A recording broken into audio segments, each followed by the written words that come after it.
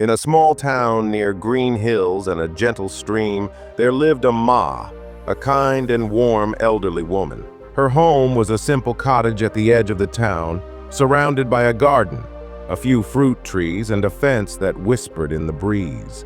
Amma had no children of her own, and her husband had passed away many years before. But Amma was not alone. She had Poppy, her small hen with soft white feathers, black spots on her wings, and a little red comb. Poppy followed Amma everywhere, collecting softly as if adding her own opinion to their conversations.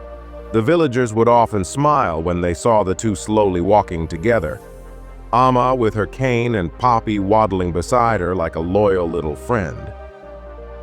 Every morning as the sun painted the sky in orange and pink, Poppy would lay a single warm, smooth egg. Amma would collect it with great care, hold it gently in her wrinkled hands and whisper, "One is enough, my dear. May we always have just what we need." She would boil the egg, eat half for breakfast, and save the rest for dinner. Amma tended her small garden, grew her own vegetables, and lived with peace in her heart. One day, something unusual happened. Poppy laid 2 eggs instead of 1. Amma blinked too.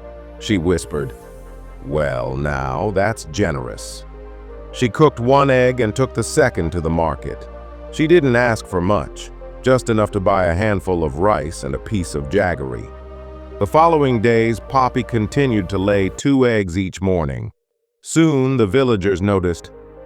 "Sell both eggs," Armour said one. "You should feed Poppy more. Maybe she'll give 3, said another. "Think bigger. You could have 10 hens, make a business." But Amma only smiled warmly and said, "1 for me and 1 to share, that's enough." She gave the extra eggs to a poor family, to children on their way home from school, or quietly left them on someone's doorstep. People began calling her Egg Armour with affection. Then the monsoon came. The rain fell hard for days. The nearby stream overflowed. The fields were washed away and many families fell into difficult times. But Poppy kept laying 2 eggs each day, and Amma had been saving many. She boiled them, pickled them, and quietly handed them out to those in need without asking for anything in return. One rainy afternoon, a group of villagers came to her and said, "Amma, why didn't you sell more when you had the chance? Why didn't you try to make more money?"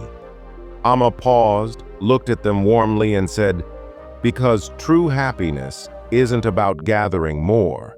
It's about loving what we already have and sharing it when the time comes. I kept only what I needed. The rest was a gift to be shared." Poppy clucked softly and snuggled against Amma's feet as if in complete agreement. True happiness isn't about collecting more. It's about appreciating what we already have and choosing to share it with kindness. When we lift up others, we lift ourselves, and together we become rich in compassion, peace, and happiness.